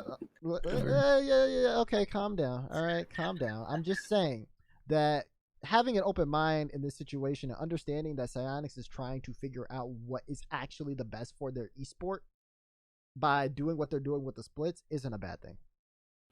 I mean, like I said, from Psionics doing this is great. But I'm just thinking from like a player perspective, and just envisioning like the league, especially when I grinded, and I was always thinking, I always think about the league. RLCS, when you said you were RLCS, you were the cream of the crop. Like, you were the best. You were in the league. Like, you the truth. And now people, you playing RLCS calls and people make RLCS and they put in their bios something just to get first round. You ain't RLCS. That's like that's just completely like, you're not RLCS. It's just not. It's just Okay. so they water down the league, and I don't like that. I know orgs see that too. And I can even pose this question: if we had a proper league play, say it was like top 12, top 14 teams, do the peeps have an org right now? They probably would. They probably would. Because that's consistency. That's consistency. Not in just in terms of being established in the league, and then you're gonna be on stream playing the best of the best all the time. That's also exposure. You keep the grade with that also in some form or fashion. I just think the league play would be the best to really solidify and give people a structure to grind for. At the moment, people are just sticking to teams, and they might be stuck in limbo for a year or two. It's really gonna come down to being, as to Raul's point, you'd have to be like a special player to get picked up nowadays. The team aspect is gonna be really tough to put yourself into that top 10, that top 8 range without like a proper league or something like that. Okay. All right. Yeah, I do think that it opens up like a lot, like a much like larger like overall kind of conversation about how this affects like everything. Like, sure, you could talk about status, like player status. I do think like that's important, but then you also got to talk about longevity as well. You know what I mean? Like, the old format with like league play was so short. It's too short. It was too short. Too short. And like that in its own was a lot of the reasons why we were seeing like weird stuff with contracts and things like that with like different orgs and stuff like that. So I feel like, with this, at least you have like something that you can constantly like track, where it's like, okay, I can pull up Wikipedia, I can see quite literally who are the best teams right now, because Envy has 2,003 points. Space Station Gaming is in second with 1803. Okay, cool. These guys all have orgs. Oh, the peeps, they're sitting at seventh. They seem to be doing pretty good. They're 80 or 50 points over Alpine and all this other stuff. So I don't know. I do understand what you are saying though, because I personally am tired of looking at someone's profile and seeing RLCS top 128, 1900, but can't hit the ball. I think that we as a community now, like, since like those league play days are, I'd say they're probably gone. We gotta establish like what's the top echelon. Like, that needs to be something that is submitted and solidified, because you're gonna start seeing more of these people people in this scene especially want as much credit as they can get for anything. I think that just defines that's something that just defines like you as a player or whatever. Like, you put your goals in these guys put their goals in their Twitter bios. It doesn't matter if they are ranked B in 6-mans. If they went 5 games in Astro with freaking Xset, they are putting that in the Twitter bio, no matter what. These people. These people are Go gonna ahead. have like Google Docs at some point. Like it's just gonna be like results link, and it's gonna be beat this guy in a ranked match, beat this guy in this match, beat this guy. Like there has to be like some like clear set standard so that we can, people can stop. Like, I think a lot of people are just overselling themselves because of like what's been going on with like the format and stuff. So yeah, that needs to be toned down a little bit in my opinion. I don't think that's gonna be something people stop doing. yeah, I don't think so either. They're gonna do that regardless. They're always gonna do that. I mean, You're always that's gonna see ranked players like, I beat this guy. Oh my god, I beat this guy. Like it's not stopped. tomorrow you do it when you beat Raul in 6-mans. Shit. I didn't say it, okay? I didn't say it. Look. And like you do, if you ever beat me in a 6-man, you do it too. So like that's just self promotion. That's different. That's different. I say it in a friend group. You know what I'm saying? Like if I'm in a call with Roll Diz, or I say it in a friend group. The only time I've ever done that publicly was when I beat Continuum in the field.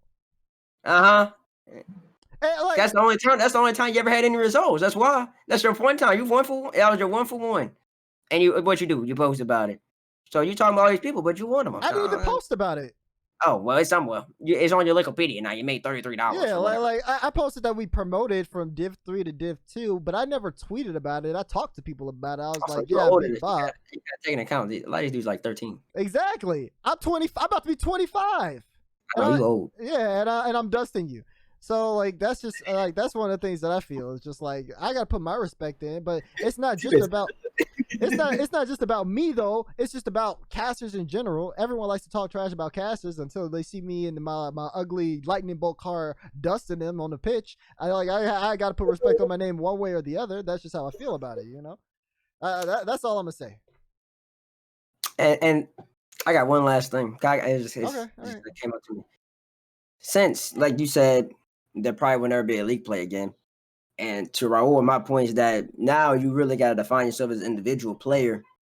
I think it's time that Psyonix make their own like 6-man or something system to the point where you can really see who's the best individualistic players throughout the scene. Like a proper like a ladder in a way per se to really rank yourself up. So even if your team's not doing well, your ranking, whatever it is, 6-mans matters to the point where you would get a tryout regardless, because the pros will still see you and stuff like that.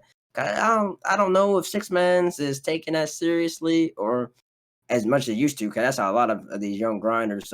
You can look at the whole entire SSG team. That's how they all made it through 6-mans, and that's also through the old league play system. And now I don't think any of that matters per se. You're not going to like define yourself in that. Okay, I don't think that's their responsibility. Psyonix? No, I don't think that's their responsibility. I think it falls into it because if you're gonna make a league where the bubble scene is watered down and where you just have a consistent top 6 and then everybody's just fighting and it just comes down to the one dude on the team having to be exceptional, which is so rare, the RLCS level, that the upper echelon level, to really pop off like that. Like that Typical's not going to allow you to do that. Garrett G's not going to allow you to do that. So you're not going to pop off against them. It's just not happening. But they came up using the same tools that everyone else has access to. It's not like Garrett G? Typical. That was different though. That's what I'm saying. Typical back then, 2018, Sip grinded up through 6-mans, which was a big deal back then. Got to rank X, right, Raul? Got to rank X. Then got on a team with Safu and AXB, and who were really good. And then they played RS, and then from RS they made CS, and that's how Sip made his career. It could still be a big deal to players, but we just don't experience it like that. Like T-Base, I know. How many times I ask you if you're grinding 6-mans and you're like, man, I can't do I'm that. not touching that. I'm not touching that. I'm not touching Exactly. But that doesn't mean other people aren't playing it. You know what I'm saying? Oh, so play it, but I don't think it's taking it seriously though. In terms of like getting tryouts and stuff, like I don't think people really care like that. I think what people see is what they see in ranked, and then when your ranked status translate into that like 6-mans, or you start getting results in tourneys, then your name really like your that solidifies your name is your accomplishments in tourney, and it all starts with rank, because at the beginning Typical was that kid, he just transferred over to PC at the very beginning. That man was on for what 120 150 hours past 2 weeks. and then he was like top 5, or I think he was number 1 and 2s. He was number 1 and 2s in like a matter of a couple of days on PC. So I mean, it's just like what you see in the game, what you see in rank, and then after that. But back then, I agree with you. 6-mans was the way. People saw Typical come up on 6-mans, and I mean Gyro, Slater, all of them. Gyro, Arsenal, everybody, even whole me. league. I was there. Besides G2 and NRG. The Pitch, people Atomic, you got the whole league with 6-mans. there. I just feel like that's either got, I don't know. I agree with the rank point, dude. People do see what you're doing ranked, but I feel like they could also, it was a ranked plus 6-mans though back then. Now it's just more ranked per se. Yeah, it's more ranked. And I feel like it needs to have both. Mm-hmm. That's just me though. Yeah, no, I'm looking out for the players. Yeah. T-Base loves the players. Okay. I want to see you all succeed. All right. Okay, dude. All right. You talk about T-Base love to play. T-Base just wants his title. That's all he wants. Oh, I'm missing the champ final. Don't even get me started on my title. We gotta move on. Don't get me started on my title. Everybody from Sonics is watching. I want my title. Thank you. Okay. Well, let's move on. Let's see where are we here? NRG. I did skip over this. NRG has been as their gridcaster. Great, but as a Rocket League esports commentator, not as great. I think that NRG could be doing them so much better. Like, I don't know, maybe it was Justin playing Rust or something like that, but they were looking rusty in some of those grid matches. They're doing better here in the this last regional, but going into the major, like I just need to see more consistency on things that matter. Right now, I can't really complain. Like I said, they haven't dropped a game, I don't think, so far in this bracket. So Really? yeah, they're good. Yeah, they swept XSET. They play PK next week. Keep in mind, PK right now are playing in the Astro Star Circuit Season 3. This is what, the first qualifier? And I think they are playing against SUP right now. PK ended up beating Rogue, who was the number 1 seed. So that's going on right now. That was the best of 3? Best of 5. Oh my. Remember you remember when Raul had Rogue ahead of G2? Yeah. I told you my list ain't never wrong. That hurts. So that's It has hurt. It's okay. That's going on right now. SUP changed their roster. Money is replaced with Drees for this, and they beat Charlotte Phoenix, and now they're playing. Wait, who's on SUP? I thought. Wait, so is Money replaced with Drees? Yeah, so Stokely, Drees, and Hockey. And they replaced Money with Drees. Yeah. But Drees is only 14 though. I thought. That's probably he can why play he's playing Astra. Yeah, that's probably why he's playing Astra. Meanwhile, on the other side of the bracket, XSET beat Ghost Gaming, and they're playing against KCP, who ended up being Continuum. That is the semifinals right now. So it's going to be the winner of PK SUP versus the winner of KC XSET in the first quals. But what I want to talk about right now was NRG. They obviously aren't going to play in Astro because they have no reason to in the overall encompass of things, if we're being honest. But we all had them. I think. You and me had him at 2, and Raul had him at 3. Had him at 3. So I am gonna shoot to roll this first here. What's the pulse like for NRG right now for you? What's the what? The post? The pulse. The pulse. Like heartbeat pulse. I think NRG, they'll always be top 5 as long as these players stay in the league, right? Garrett, Justin, Squishy. I don't think until Garrett retires, I feel like he'll always be on NRG. Until Justin retires, I don't know about Justin, but I feel like Garrett is that guy, right? So I don't ever see them dipping below a top 5 status in the league ever, until they're all gone, right? Right as of right now, I see them still making semis of even regional right now. They're looking top form. I think they will make I think they'll make winners finals on the bottom side of the bracket. Winners bracket. See, me, I think I personally believe that rank 2s is a really big deal in terms of at the top level. The more you grind rank 2s, the more successful you will be, especially once you're on one of those top teams.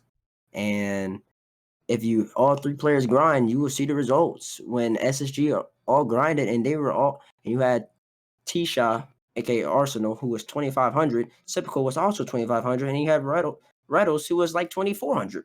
You had all three of them in the top 5 or 2 and 2s, and they won. I think they won however many series in a row, like 28, something stupid, and then they won the fall major. They have been grinding like that. NRG has 2 people that grind twos a lot. They have Squishy and they have Gary G. The best player on the team though doesn't seem to want to play twos for some reason. When you watch his stream, he's always playing free play, or he's playing extra modes. That's why he got better mechanics than all of us. That's cool, but for some, in my personal opinion, when it comes down to it, and SSG can sometimes beat NRG, I think they're 2-2 so far this split. It's because SSG for the most part grind more than them, and Justin doesn't grind twos as much as the whole entirety of SSG. If Justin were to play the game as much as all these other top players, I think NRG would be solidified at no 2. I think Justin's just better than 99.99% people. And then I don't know if I can go over Envy though, but they would legit be top 2, no questions argued all the time if he played. Probably maybe top 1, maybe. But Envy's the machine. But for now, they're just top 2 because they're just based off of skill, natural talent. Yeah, I can see NRG just kind of chilling at that spot just because of things like that. But usually this is something that I want to actually propose to you guys to get your opinions on. It's a hot take, so not my take. But I do want to throw it at you guys. Recently, we were talking about NRG, and I think I was watching when Gary G had a really good day, and it seems Really like the good. team plays like on another level anytime Gary G is playing like or doing something over what people expect him to be, whether it's like a hat trick, or whether it's dropping like a thou, something like that. Like, so for example, I was watching, and this person I was with ended up telling me that Gary G was what they thought Gary G is the best player in the world. I'm not gonna go that deep with it, but I want to know if you guys think if Gary G, if you're not saying he's the best in the world, is he the best in North America at least? Like, well, what are your thoughts? I don't think he's the best in North America. I think there's just, I mean, what I have him at. What did I have him at again? Remind me. I had him at NRG the 3. team 3. Yeah, 3. I agree that the best player doesn't necessarily have to be on the best team in the league, but with that being said, I still think that the best player in NA is not on NRG. So I think Garrett is definitely top 5 right now in his performance and his gameplay, and it's all on NRG to kind of find that. What? Who's your best player? Yeah. We didn't ask that. That's not the question. But you open it up, and I can't let you That's slide. not the question. What? So if it's not Garrett, then who it is? Who is And it's not anybody NRG. Who is it? Is it Cypical? You're gonna go with Cypical, aren't you? It's not simple.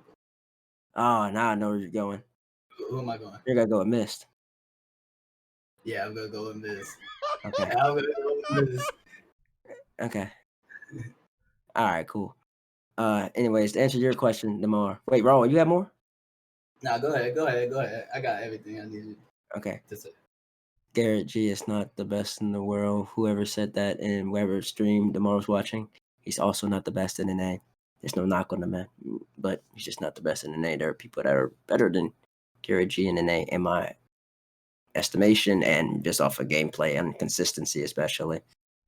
Awesome. I can tell you who my best in NA is if that's necessary, but I can save it for another day too. I mean, I can say it. Why you dodging? I'll never dodge it. I was just letting y'all know. But anyways, my best is MIST off of Envy, the most consistent player in NA, in my opinion.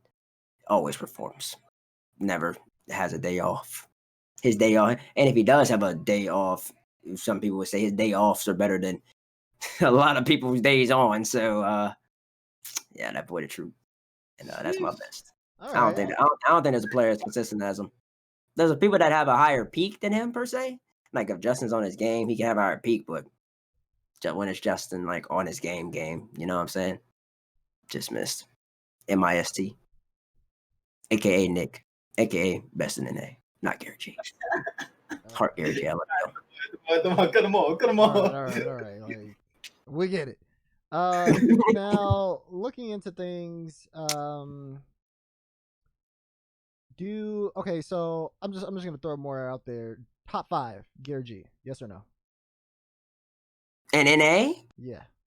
Yes. Oh well, now I gotta think. I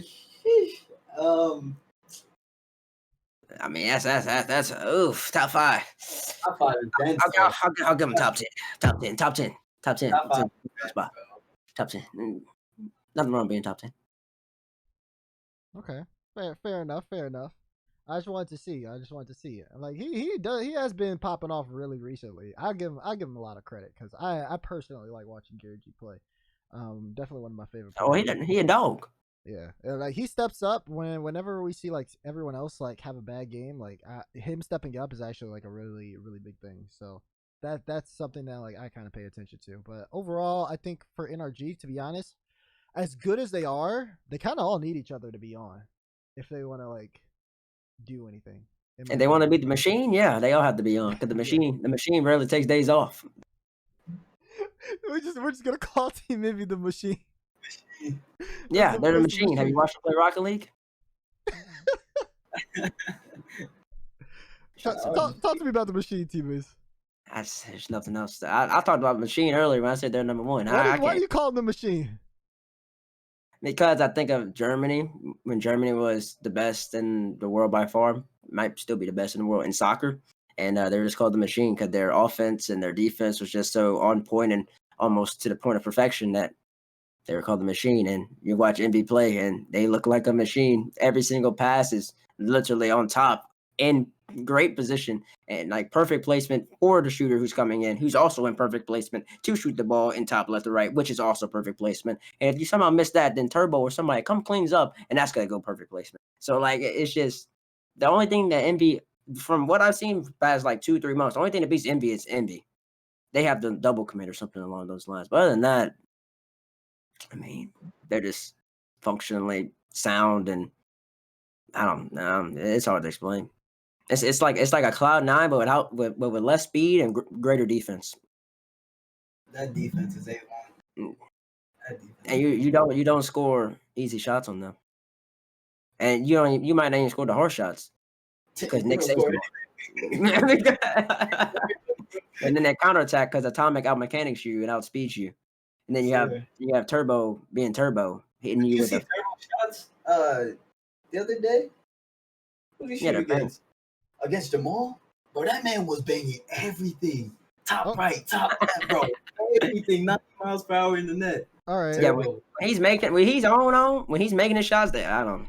Since we're talking about the machine right now, I'll read some Team Envy stats for you guys right now. Right now, score per game as a team, they are sitting at number 1 with an average of, this is as a team, not as individuals, but 1,246 score. Oh Mist is number 3 with 441 score per game. That's the average. Goals per game, they're sitting at number 1 with 2.52 goals per game. More than G2. Yeah, Mist is 4th and Turbo is 5. Mist with a 0.97 and Turbo with 0.93. In terms of assists, Atomic is sitting at 3rd with 0.78, but Envy as a whole is sitting at 1st with 2.17 assists per game. First in goals, first in assist. Machine. Yeah, their saves, this is all for the winner split. Their saves are actually pretty low so far. Because they don't play defense. Yeah, they're sitting at 14 right now with a save average of 4.90. And then shooting per game, they're sitting at 2nd with a Turbo at number 2. The team's shots per game are 9.52, and Turbo's alone is 3.67. Mist is behind him at 8th with a 3.24. These boys, yeah. So that ball go in. Nothing else to say about it, man. Until proven otherwise, they're the best. Yeah, I mean, they looking at their stats, I have like a big like list here of all the head-to-heads they've had this season. And actually, this is out of their last one. I could do this actually. Out of their last 150 matches in the in everything, the last 150 matches. So we're talking about like spring series. Spring series. Okay. Hold on. I'm counting. Oh. 1, 2, 3, 4. Oh my god, why did you do that? You threw me off. Oh, I messed you up. I messed you up.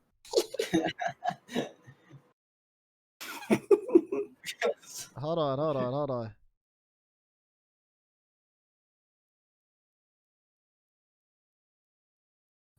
They have lost. I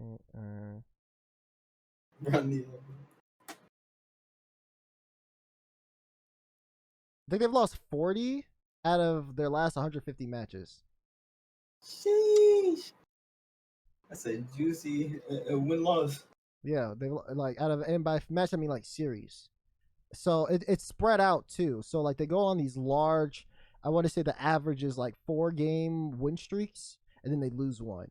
Most of their matches actually happened towards the early half of like last season, where they were like losing in spring series and Yeah, when they and first stuff added like Turbo. that. But I want to say, if I could find it, if I could start at the start of the season, actually, it's gotta be like 20. Yeah. So probably like 20 out of like 100 games. So Yeah, they the truth. It's just that simple. yeah. No arguing against that. Yeah. These guys are crazy. These guys are crazy. And honestly, they're the team to beat right now. Do we want to go there? Yeah, I guess we should go there. So, looking at their winners quarterfinals, they're gonna play against Version 1 in the winners quarterfinals coming up here. Version 1 is a team that were really struggling when they first came together, when they added comp to the roster. Now they've been a team that has been starting to kind of step up here. They've had some pretty decent runs. I believe their grid run was really well done. They ended up beating PK. They beat KCP. They went 6 games with G2 in their group stage. They went 5 with the Peeps. They beat SSG, but then they lost to Jamal Jabari. So this team has been very inconsistent. And although they're confirmed for the major, I think they did keep their grid spot as well. The question is, what are they going to do when they drop to this lower bracket matchup and play the Peeps? And how far do you think? I'll give you guys the prompt. Is V1 the next KCP as a team that a lot of people are thinking it hasn't been doing too well, but are they going to have a KCP type surge now with the recent results? Are we going to start seeing more V1s in the upper quarterfinals or like top half of the brackets? Where do you guys see V1 going, T-Bates? In the mid, not this regional. I don't see them doing anything spectacular this specific regional, given that they're playing Envy, and then they're going to drop down and play Rogue or whoever they play at the bottom half.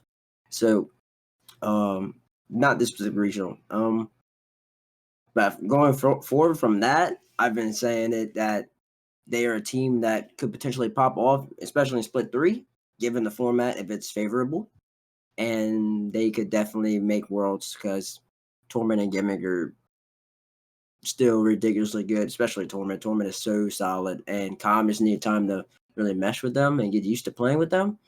And they can win any given day. It's just a matter of performing when it matters, and going in with confidence, consistency, and getting the results. Because they got a lot of ground to get to make up. They're behind in points, and it's gonna take quite a run for them to make worlds, but they could do it. They're like the only team outside of the top.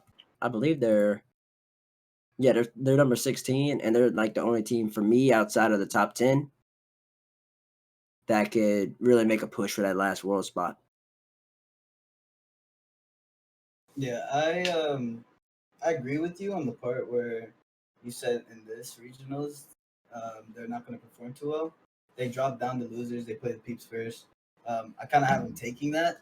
I think V1 is a team that people still underestimate to this day. So, and they'll probably stay underestimated, and that's going to give them a benefit in some series. So I say they take the game against Peeps, but then they're going to have to play the loser of Rogue and G2, or the winner of the losers of those two, and then the winner of whoever loses that and exit, which would probably be Rogue or G2, in my opinion.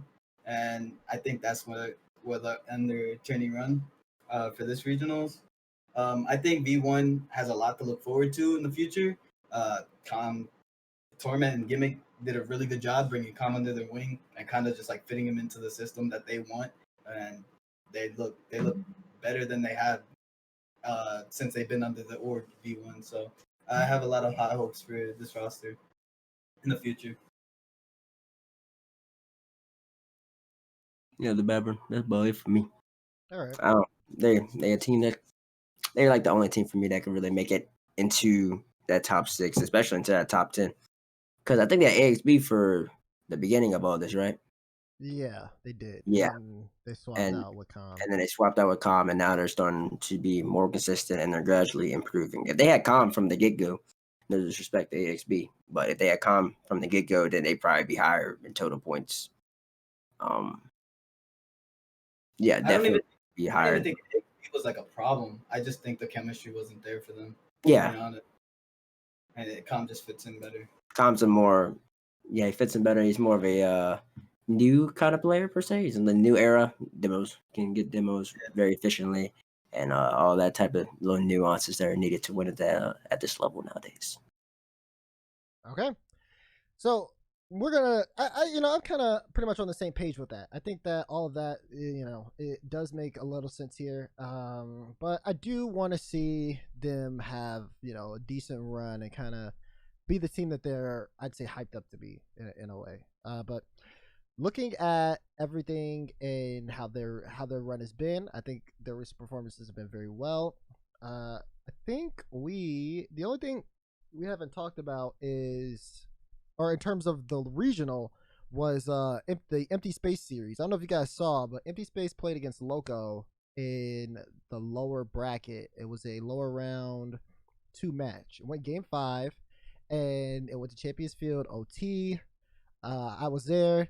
I screamed because Andy missed a double tap off the net or off the bar. He had an open look at the net, missed a double tap. The ball goes around. Empty Space ties it up.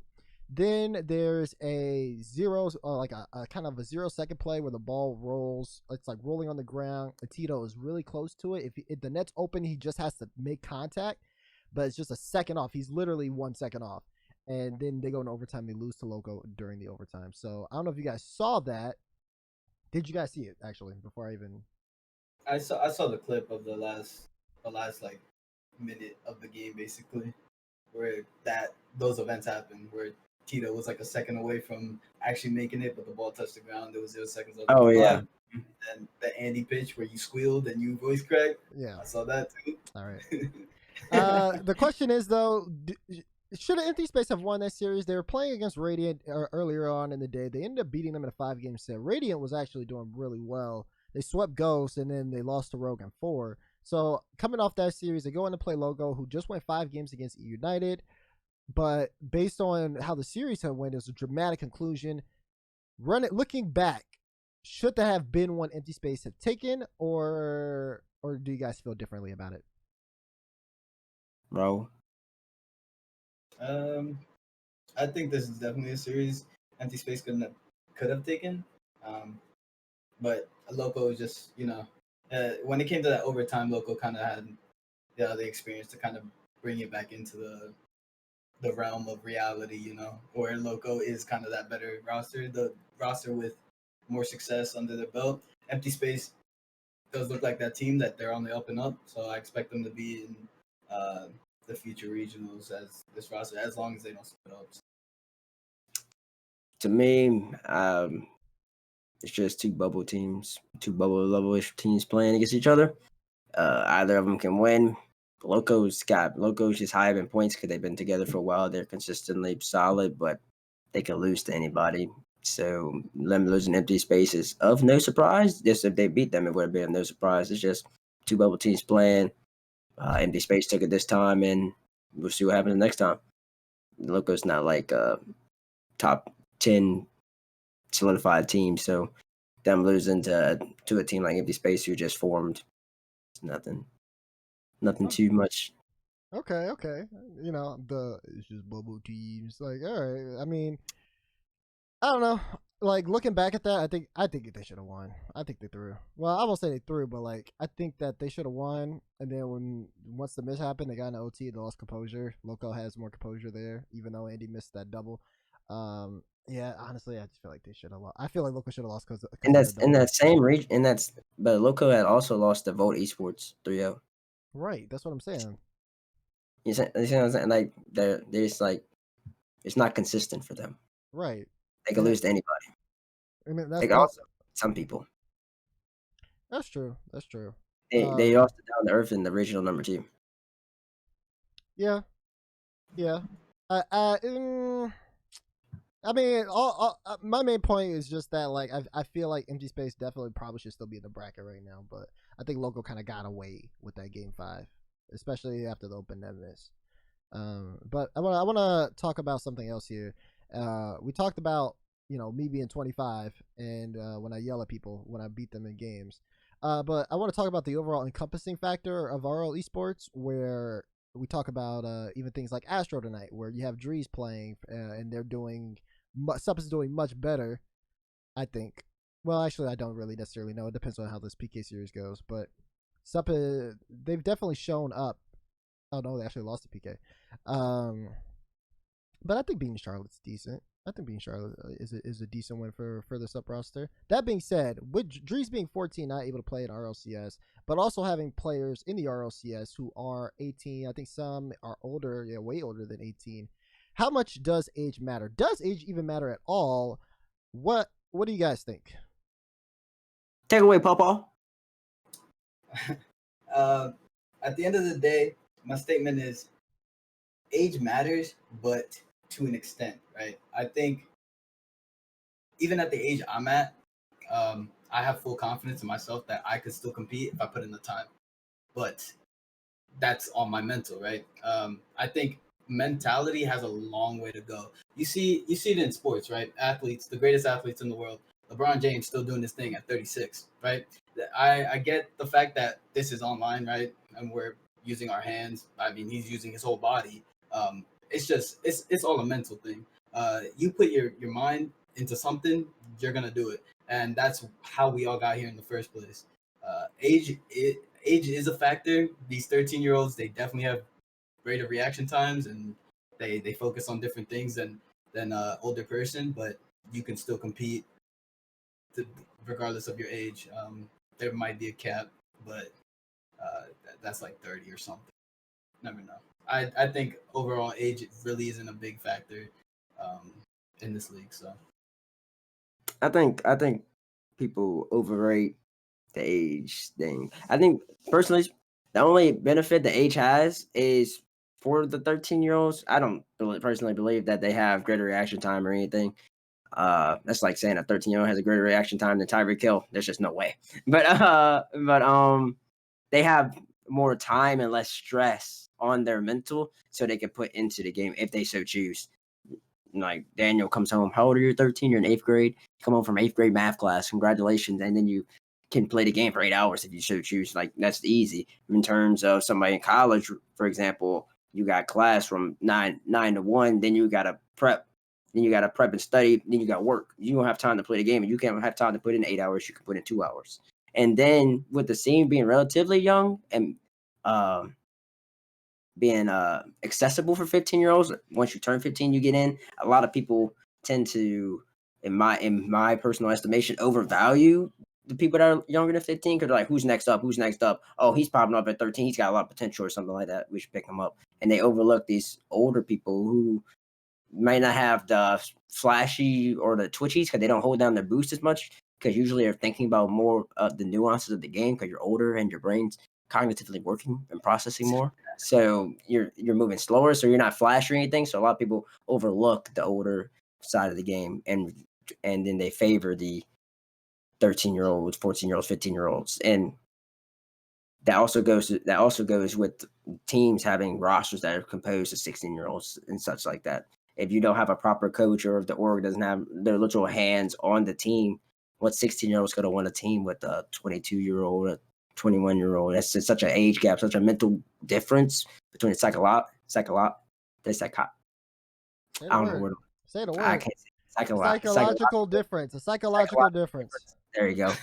And between the 16-year-old, 21-year-old, the 15-year-old, and 22-year-old, that really is, in my opinion, the bigger difference as to why you see a lot of these young gamers, as opposed to the older gamers. Because I mean, you could game till you're 40, 50, and you'd probably be almost near the same. Now, emphasizing like a game like CS, where you got but like, it's what you should all stay there. I mean, you're a professional. It's what you do. But So age doesn't matter as much as what people think it does. And I wish the scene would see that, but it's younger, and that really falls on orgs and coaches to delineate that line and really dissolve the notion that age and being 14 and on the come up is better than being 20 and already being good. That's the way I see it. I'm with Raul. Like, I feel like definitely like it's a perspective thing too, where I do think like when you are older, you do bring in more of a perspective towards like some of the matches that you're playing and stuff like that. So I feel like having someone who is like that, who is one of the more older people, they're able to talk to people, or at least approach challenges in a more mature way, in terms of like if the teams aren't doing well and stuff like that. And I think that that's very important. I think that like being able to be composed when you guys are losing and stuff is huge. And I think that maturity is kind of a factor, but it's all about what people value. If they value like skill like that, where it's just how quick the reactions are or how good the gameplay is, over actually sitting down and like having a conversation and working over those things, kind of pretty much like how like you said, coaches do in terms of some of these rosters. Yeah, the latter is more important. It's proven. What team has won RLCS with a young roster? I don't think there ever has been one. For first year, Kronovi and Odin were like 18, weren't they? Oh yeah, I see what you mean. Second year, Cuxer was at least 18, and grown as a grown man. And Are you Marky Duda. saying so when you say like young roster, I'm like 15-year-olds and 16-year-olds. Like you never. all of the players being that age? What you mean? I think Like for example, like Justin is like not that old, but Garrett Justin was is. different though. He's an exception. And they also had Garrett G and Fireburn on the team, who are 19 or 18 at the time. Well, they 18, won with Turbo. They won with Turbo. Turbo was. Oh yeah. I mean, Garrett was already what, 19? He was 20. How old was Garrett? Garrett was like 19, 20 almost. Turbo was 22, 21. Now again, we're talking world championships, or like does like DreamHack matter? Because then you got to talk about peeps in that age. When Peeps won? Yeah. They were all like 16, 15. That's like the only exception, though. Huh? Yeah, but it's the result. Yeah, it is. I mean, that's the result, but that's like an outlier. That's outlier. You see what I'm saying? Like, if people thought about it that way, they'll realize that maybe we should go a little older. It's for the composure, because the composure and being able to play your same game no matter what is one of the most valuable things that people overlook. They just look at potential and peak and all this, but you don't always play at your peak. It's just about what you can do and how you do it. And if you could bring what you do in scrims, what you do in ranked, and you can perform at that same level, or if you could perform better, that would make you great. But if you can perform at that same level, that means so much. And a lot of these young people, they're jittery and they like to go. You can't go when you're playing really good people. So when that doesn't work for them, they might crack. And when they crack, that leads to L's. And I think that's exemplified with some of these older rosters, for the most part, winning over the younger rosters. Even when the younger rosters have time to really grind more. Yeah, it also comes from experience too. A lot of it really is experience on being at that stage, which a lot of the older people, I mean, you can't really argue that with like the first couple seasons because there wasn't a season, but prior to that.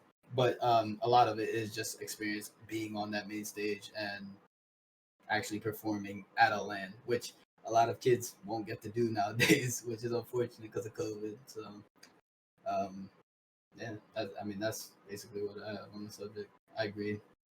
Yeah. Debates on the fact. Okay.